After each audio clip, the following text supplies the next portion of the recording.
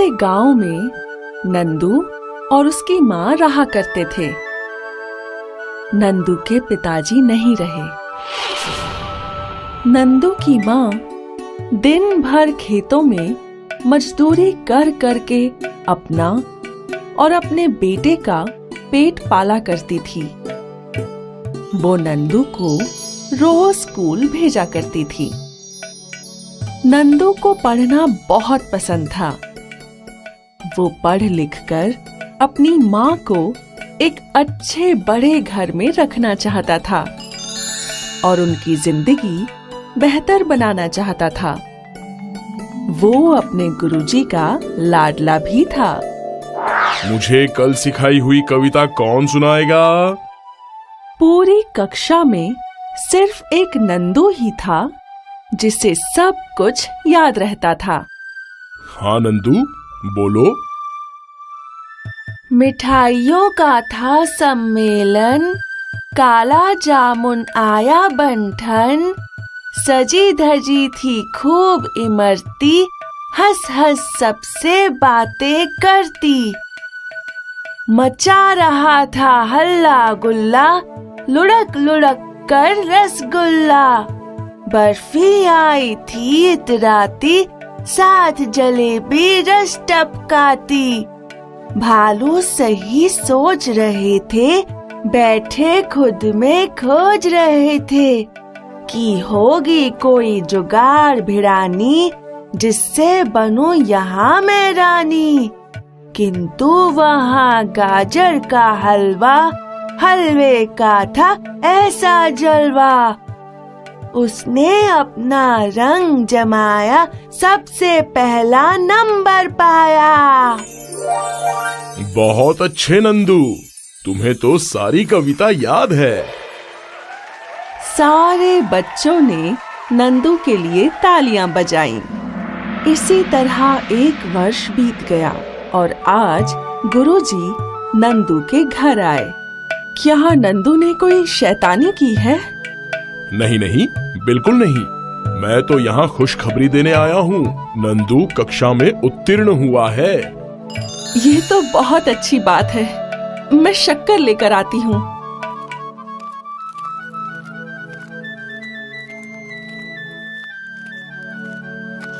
माँ ने गुरुजी को शक्कर दी और फिर नंदू को शक्कर खिलाई। बहन, तुम तो जानती ही हो कि हमारे गांव में स्कूल सिर्फ चौथी कक्षा तक ही है और अब नंदू चौथी कक्षा उत्तीर्ण कर चुका है। आगे पढ़ने के लिए इसे 5 किलोमीटर दूर गांव में जाना होगा। 5 किलोमीटर? पर गुरुजी, वो अकेले इतनी दूर कैसे जाएगा? वैसे भी वो अभी भी एक छोटा बच्चा है। मैं तुम्हारी चिंता समझ रहा हूँ, लेकिन नंदू में प्रतिभा है। उसका शिक्षण मत रोको और हमारे गांव से बहुत सारे बच्चे साइकिल पे स्कूल जाते ही हैं। लेकिन मेरे पास साइकिल खरीदने के पैसे नहीं हैं।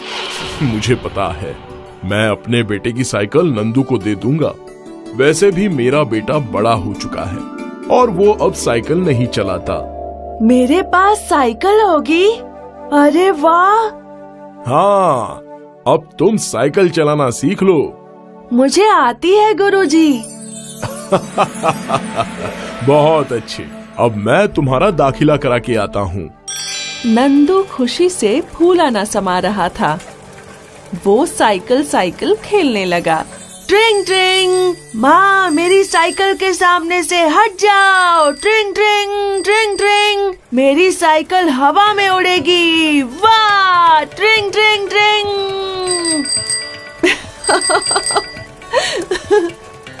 और इसके बाद नंदू रोज अपनी साइकिल पर एक गांव से दूसरे गांव सफर करने लगा।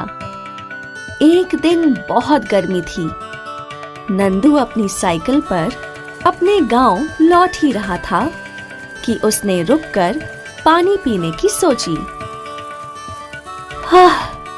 थोड़ा पानी पी लेता हूँ। नंदू ने बोतल से पानी पिया और तभी उसका ध्यान एक मुरझाए हुए पौधे पर पड़ा। अरे ये क्या? ये पौधा तो मुरझा रहा है।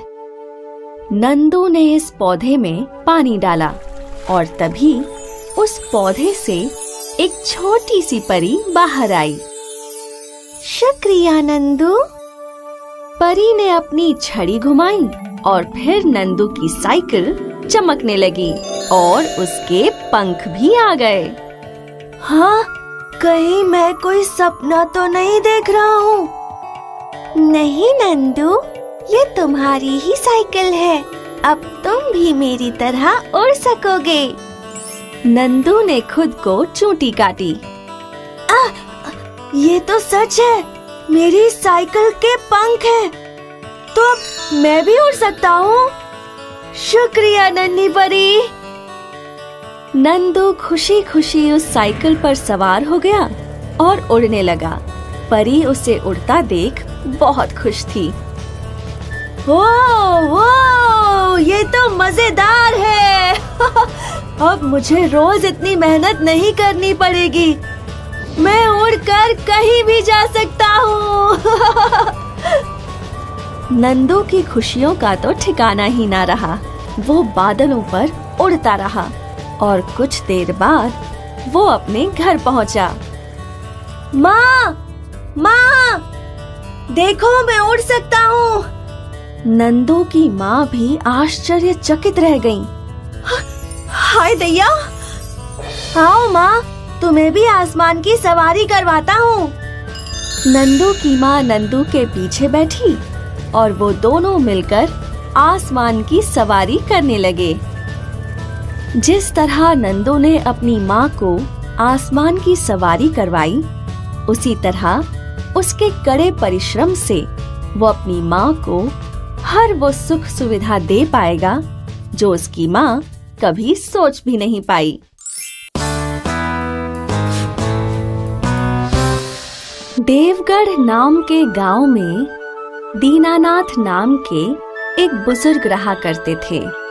दीनानाथ के 2 बेटे थे और दोनों ही कई सालों पहले गांव छोड़कर शहर में बस गए थे। इसी वजह से गांव में दीनानाथ और उसकी पत्नी चंदा अकेले ही रह गए थे। चंदा और दीनानाथ दोनों एक दूसरे का सहारा थे। इतने बुढ़ापे के बावजूद चंदा खुद गांव के कुएं से पानी लाने जाया करती थी। अरे ओ अम्मा, अपनी उम्र तो देखो, हमें कह देती हम पानी ले आते। तुम एक दिन ले आओगी, लेकिन तुमसे रोज थोड़े ही बोल सकती हूँ। इससे बेहतर है कि मैं अपना काम खुद ही कर लूं। अम्मा, आप रोज भी बोलेंगी तो हम रोज आपके घर पानी पहुंचाएंगे। भगवान तुम्हें खुश रखे बेटी। लेकिन जब तक मेरे हाथ पैर चल रहे हैं, मैं अपना काम खुद ही कर लूंगी। चंदा ने घड़ा उठाया और वो घर की ओर चल पड़ी। दीनानाथ भी अपना सारा खेती का काम खुद ही किया करते थे। कई वर्ष बीत गए और अब चंदा ठीक से चल नहीं पा रही थी। आपको कितनी बार कहा है कि जंगल जाकर मेरे लिए एक लाठी ले आइए। कम से कम मुझे लाठी का ही सहारा मिल जाएगा। हाँ, आज मैं जंगल से तुम्हारे लिए लाठी ले आऊंगा। दीनानाथ जंगल की ओर निकल पड़ा। वो यहाँ वहाँ नजर डालता रहा और जो भी लकड़ी उसे अच्छी लगती, वो उसे उठाकर देखने लगता। नहीं, ये नहीं, ये बहुत ही टेढ़ी मेढ़ी है। अब दीनानाथ जंगल में ऐसी जगह पहुंच गया था जहां वो पहले कभी नहीं गया था। ये कौन सी जगह है? मैं तो यहाँ कभी नहीं आया। वाह, यहाँ तो अद्भुत फूल भी हैं। दीनानाथ उस वातावरण का आनंद ले ही रहा था कि उसकी नजर एक लकड़ी पर पड़ी और उसने वो उठा ली। अरे वाह, ये तो एकदम बढ़िया है। चलो, चंदा का काम हो गया। दीनानाथ लाठी के साथ घर लौटने लगा। घर पहुंचकर दीनानाथ ने वो लाठी चंदा को दी। चंदा ने वो लाठी की जांच करना शुरू किया।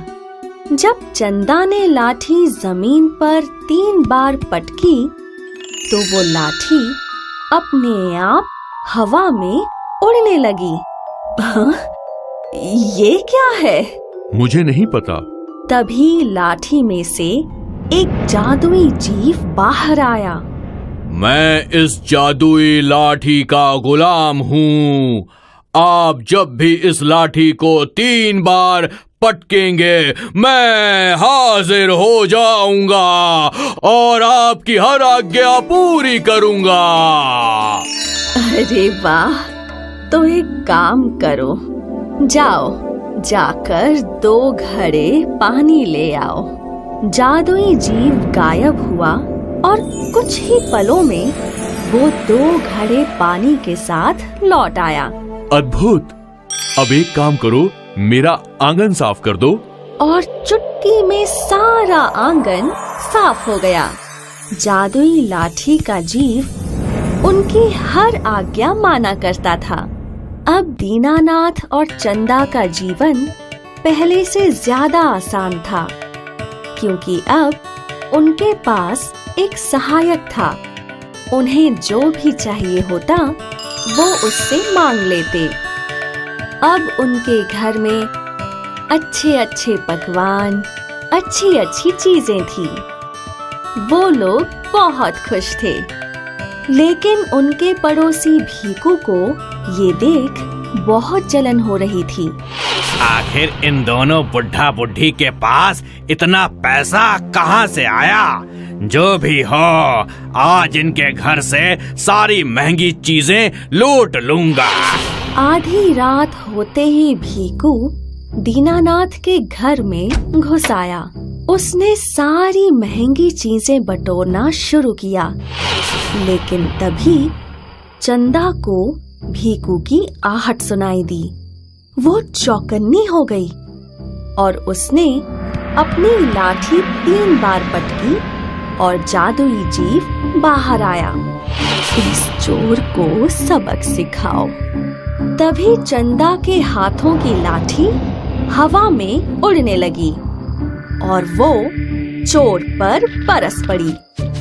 बचाओ बचाओ, बचाओ मुझे, बचाओ। लाठी बिना रुके भीकू की पिटाई करती रही और आधी रात को भीकू गांव में दौड़ने लगा और लाठी उसका पीछा करने लगी। बचाओ मुझे, कोई तो इस लाठी से बचाओ। और वहाँ दीनानाथ और चंदा मुस्कुरा रहे थे। इसलिए कहते हैं, जिनका कोई नहीं होता उनका भगवान होता है। और ये जादुई लाठी दीनानाथ और चंदा के लिए भगवान का वरदान ही साबित हुई।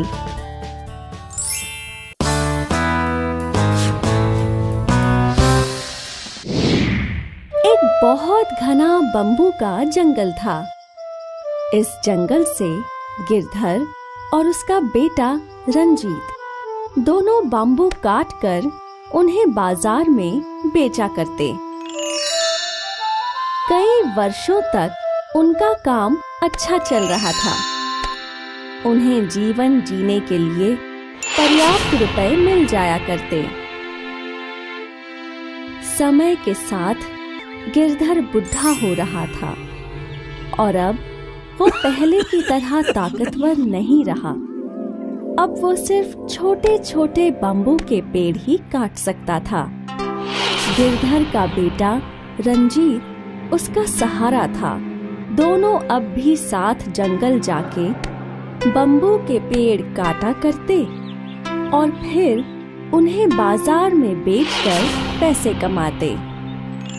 एक दिन जब गिरधर अपनी चारपाई पे बैठा अपनी पत्नी से बातें कर रहा था, सीता, क्या तुमने रंजीत की शादी के लिए कोई लड़की ढूंढी है? देख तो रही हूँ, लेकिन कुछ बात आगे नहीं बढ़ाई। सोचा एक बार रंजीत से बात कर लूं, फिर देखते हैं। और तभी रंजीत शादी करके घर आया। माँ, मैंने शादी कर ली है। अच्छा है रंजीत, लेकिन अचानक? अगर हमें बता देते तो अच्छा होता। हमारे भी कुछ अरमान थे तुम्हारी शादी को लेकर। खैर, बहू के मायके से कोई नहीं आया? नहीं, हम वहाँ जा रहे हैं। मतलब? नैना के पिताजी बहुत अमीर हैं। उन्होंने इसी शर्त पे शादी की इजाजत दी कि मैं उनके साथ उन्हीं के घर में रहूं। मतलब तुम घर जमाई बनोगे? तो आपको जो समझना है समझ लीजिए, मैं सिर्फ अपनी भलाई देख रहा हूँ। ऐसा बोल रंजीत वहाँ से चला गया और गिरधर और सीता दोनों की आंखें आंसुओं से भर गई। बेटे के जाने का दुख तो था, लेकिन गिरधर और सीता ने हार नहीं मानी। अगले दिन गिरधर अकेले बम्बू के जंगल में गया। उसने छोटे छोटे बम्बू काटे और फिर उन्हें अकेले बाजार में बेचने चला गया। छोटे बम्बू से गिरधर को कम रुपए मिले। ये सिलसिला कई दिनों तक चलता रहा और देखते ही देखते बम्बू के जंगल से सारे छोटे बम्बू खत्म हो गए। गिरधर ने बड़े बम्बू काटने की कोशिश की, पर कोई फायदा नहीं था।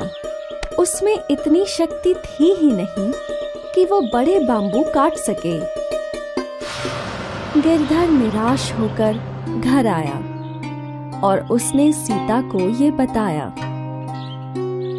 अगले दिन गिरधर वापस जंगल गया और फिर कोशिश की, लेकिन गिरधर एक भी बम्बू काट ना पाया। सीता, अब हम क्या कर सकते हैं? मैं तो एक भी बम्बू काट नहीं पा रहा हूँ। कई दिनों से हम लोगों ने भरपेट खाना भी नहीं खाया। अगर भगवान की यही मर्जी है तो यही सही। इसमें हम क्या करें? बस इतनी इच्छा है कि भूख से तड़प तड़प के मरने से अच्छा हमें जंगल का भूत खा ले। जंगल का भूत? रात को जब सीता सो रही थी, गिरधर उठा और जंगल की ओर निकल पड़ा। वो जंगल पहुंचा और चिल्लाने लगा, ए जंगल के भूत, अगर तुम सच में हो तो आओ, मुझे अपना भोजन बना लो। लगता है तुम पागल हो गए हो, जो खुद मेरा भोजन बनने यहाँ चले आए। मैं पागल नहीं, बल्कि हालात का मारा हूँ। ऐसा क्या हुआ तुम्हारे साथ? गिरधर ने अपनी कहानी भूत को बताई। बहुत बुरा हुआ तुम्हारे साथ, लेकिन आज के बाद तुम हमेशा खुश रहोगे। ये लो, ये जादुई हंसिया, ये मेरी तरफ से तुम्हारे लिए तोहफा है। ये एक जादुई हंसिया है। इस हंसिये से तुम जिस भी बम्बू के पेड़ को छुओगे, वो अपने आप कट जाएगा। ऐसा बोल वो भूत वहां से गायब हो गया। अगले दिन गिरधर जादुई हंसिया लेकर बाम्बू के जंगल पहुंचा और जैसे ही गिरधर ने जादुई हंसिये से बाम्बू का पेड़ छुआ, वो अपने आप कटकर जमीन पर गिर गया। गिरधर बहुत खुश हो गया। गिरधर उस बाम्बू के पेड़ को बाजार ले आया और एक बार फिर उसे अच्छे रुपए मिले। एक बार फिर बुढ़े गिरधर और सीता का जीवन सुखमय हो गया और इसका कारण था भूत का तोहफा, जादुई हंसिया।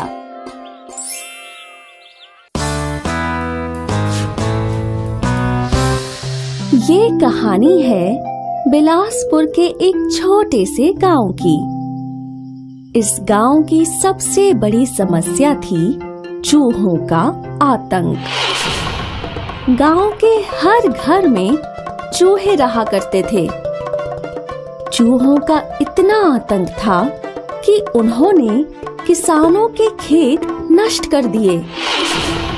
बाजारों में सारी सब्जी और खाने की चीजें सभी नष्ट कर दी। आखिर तंग आकर सभी गांव वाले गांव के चबूतरे पर इकट्ठे हुए। इन चूहों ने तो नाक में दम कर दिया है। हाँ, आज तो मेरी सारी सब्जियां खराब कर दी इन चूहों ने। हमें इन चूहों का कुछ तो करना पड़ेगा। लेकिन क्या? मैं इसका उपाय जानता हूँ। मेरे भाई के गांव में भी चूहों की समस्या थी। तब उन लोगों ने मुरली नाम के एक बांसुरी वाले को बुलवाया था। हमें भी उसे अपने गांव में बुलाना चाहिए। मुरली गांव में आया। भाई मुरली, हमारे गांव में चूहों की बहुत ही गंभीर समस्या है। अगर तुम इन सारे चूहों को गांव से बाहर कर दो तो हम तुम्हें 100 सिक्के देंगे। अपना वादा याद रखना, 100 सिक्के लूंगा वरना तुम सब पछताओगे। घर से बाहर निकलकर मुरली ने अपनी बांसुरी निकाली और जैसे ही उसने बांसुरी बजाना शुरू किया, हर घर से चूहे बाहर निकलने लगे। गांव वाले ये देखकर चौंक गए। हाँ, ये तो जादू है। ये कैसे हो सकता है? ये तो अद्भुत है। मैं ये सब पहली बार देख रहा हूँ। जैसे जैसे मुरली आगे बढ़ता गया, चूहों का झुंड बढ़ता गया। अब मुरली गांव के बाजार में था। यहाँ हर दुकान से चूहों का झुंड बाहर निकलने लगा। गांव वाले ये देख बहुत खुश थे। मुरली सारे चूहों को गांव से दूर ले गया। वो उन्हें नदी के पास ले गया और उसकी बांसुरी की धुन सुन सारे चूहे पानी में कूद गए और देखते ही देखते सब डूब गए। अब मुरली के चेहरे पर एक मुस्कान आई। चलो काम खत्म, अब माल लेते हैं। मुरली सरपंच के घर पहुंचा। मैंने नगर के सारे चूहे भगा दिए, मुझे मेरे 100 सिक्के दे दो। तुमने कहाँ कुछ किया? चूहे तो खुद ही नदी की ओर चल पड़े थे। हम क्या बेवकूफ हैं जो तुम्हें 100 सिक्के यूं ही दे दें? अच्छा, मैं तुम्हें सिर्फ 20 सिक्के दूंगा। लेना है तो लो वरना चलते बनो। अब तुम खुद मुझे 100 सिक्के देने आओगे? मुरली गुस्से से घर के बाहर आया। मुरली ने एक दूसरी धुन बजाना शुरू किया, जिससे गांव के सभी बच्चे उसके पीछे पीछे चलने लगे। देखते ही देखते बच्चों का झुंड बढ़ गया। मुरली उन्हें पहाड़ पर ले गया और उन सबको एक गुफा में कैद करके वही गुफा के बाहर बैठ गया। यहाँ गांव में बच्चों के लापता होने की बात से गांव वाले चिंतित हो गए। वो सब एक बार फिर सरपंच के पास पहुँचे। ये आपकी वजह से हुआ है। अगर आप उस बांसुरी वाले को उसके हक का पैसा दे देते तो आज हमारे बच्चे अपने अपने घरों में होते। हाय रे मेरा बबलू।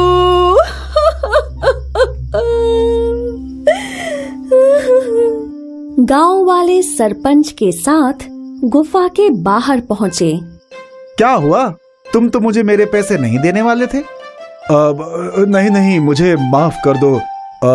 मुझे मेरी गलती समझ में आ गई। मैं तुमसे क्षमा मांगता हूँ। हमारे बच्चे लौटा दो। ये लो तुम्हारे 100 सिक्के। मुरली को उसके 100 सिक्के मिल गए और सरपंच को ये सबक। इस कहानी से हमें ये सबक मिलता है कि किसी के भी हक के पैसे नहीं मारने चाहिए।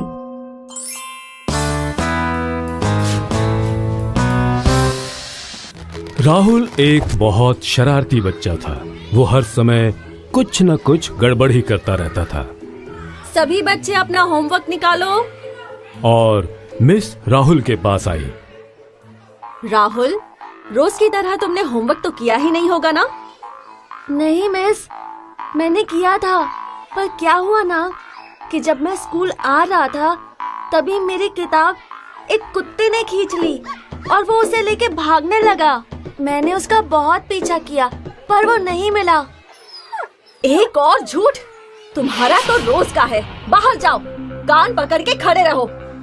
राहुल बहुत हंसी खुशी क्लास के बाहर गया और कान पकड़ के खड़ा हो गया।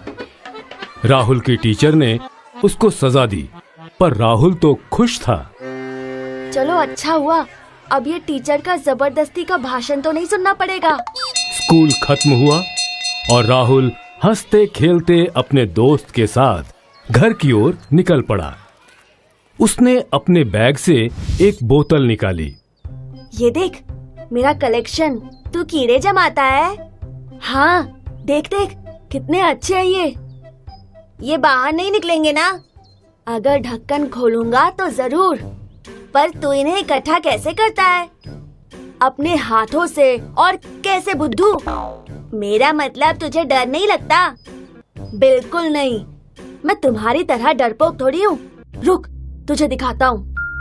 राहुल यहाँ वहाँ जमीन पर देखने लगा। उसे एक छोटा कीड़ा दिखा। उसे देख, मैं उसे पकड़ता हूँ। राहुल बहुत धीरे से उस कीड़े के पास गया और लपक के उसे पकड़ लिया। देखा? तभी उसके पैरों को कुछ टकराता है। ये क्या है? दोनों मिलके उस जगह खोदते हैं। ये तो एक पुरानी पेंसिल है, पर कोई नहीं, मैं रख लेता हूँ। राहुल उस पेंसिल को अपनी जेब में रख लेता है और घर की ओर निकल पड़ता है। राहुल अपने घर पहुंचा। आ गए साहबजादे। तुम्हारे घर आने से पहले तुम्हारी शिकायत आ जाती है। माँ, आज भी तुमने अपना होमवर्क नहीं किया था ना? माँ, किया था, पर होमवर्क कुत्ता ले गया। नया बहाना। लेकिन अब नहीं। अब से जब तक तुम होमवर्क नहीं करते, तुम्हें खाने को कुछ नहीं मिलेगा। भूखे रहो और होमवर्क करो। राहुल जबरदस्ती किताब खोलता है। माँ, मेरे पास पेंसिल नहीं है, मैं होमवर्क कैसे करूँ? मुझे नहीं पता। अभी 2 दिन पहले ही तुम्हें पेंसिल्स लाकर दी थी। कुछ भी करो और अपना होमवर्क खत्म करो। राहुल सोचने लगता है। अरे हाँ, आज मुझे पेंसिल मिली थी। राहुल ने उस पेंसिल को निकाला, उसे अपने रुमाल से साफ किया और शार्प किया। अरे, मुझे भूख लगी है, लेकिन अब ये होमवर्क करना ही पड़ेगा। जैसे ही उसने अपनी किताब खोली, पेंसिल अपने आप उड़ने लगी। पेंसिल सारा होमवर्क अपने आप करने लगी। अरे बाप रे, ये पेंसिल तो अपने आप मेरा होमवर्क कर रही है। होमवर्क खत्म हुआ और पेंसिल रुक गई। अब मैं बाकी का सारा होमवर्क भी इसी से करवाता हूँ। और राहुल ने बाकी की सारी किताबें भी खोल के रख दी और देखते ही देखते सब होमवर्क कंप्लीट हो गया। अरे वाह, मेरा सारा होमवर्क खत्म हो गया। माँ, माँ, मुझे खाना दे दो। मैंने सारा होमवर्क खत्म कर दिया। इतनी जल्दी? हाँ, मेरे हाथ में जादू है। कम से कम तुमने होमवर्क तो किया। अगले दिन राहुल अपना होमवर्क लेके स्कूल गया। सभी अपना होमवर्क निकालो और तुम क्लास के बाहर जाओ। और सजा? लेकिन मैंने अपना होमवर्क किया है। क्या? सच में? ये देखिए। टीचर राहुल का होमवर्क देख के दंग रह गई। बहुत खूब राहुल, बहुत अच्छे। राहुल बहुत खुश हुआ। कक्षा खत्म हुई और अब साइंस टीचर आई। उन्होंने बच्चों से होमवर्क मांगा। होमवर्क निकालो सब। ये लीजिए सर, मैंने अपना होमवर्क किया है। साइंस टीचर चौंक तो गए थे, पर उन्हें लगा दाल में कुछ काला है। बहुत अच्छे। अगर तुमने ये होमवर्क किया है तो ये बताओ बारिश कैसे होती है? वो राहुल फंस चुका था। वो सर मैं भूल गया। अच्छा, मम्मी को बोलो कल से तुम्हें बादाम खिलाएं। और मुझे पता है ये होमवर्क तुमने नहीं किया है। अब राहुल थोड़ा डरा हुआ था और गणित की कक्षा शुरू हुई। अरे वाह राहुल, तुम्हारे तो सभी जवाब सही हैं। चलो अब ये सब बोर्ड पे सॉल्व करो।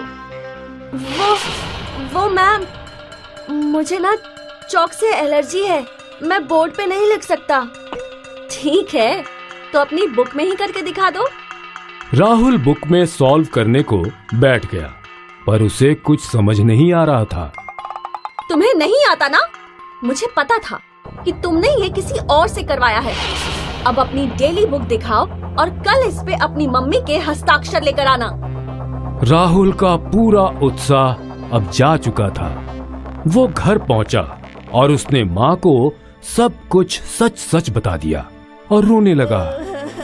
बेटा राहुल, तुम्हें अपना काम खुद करना चाहिए। हाँ माँ, मैं अब से अपना सारा होमवर्क खुद करूँगा। इसके बाद राहुल ने अपना सारा होमवर्क खुद किया और अब जब भी टीचर कोई सवाल पूछती, राहुल के पास उनका जवाब हमेशा होता।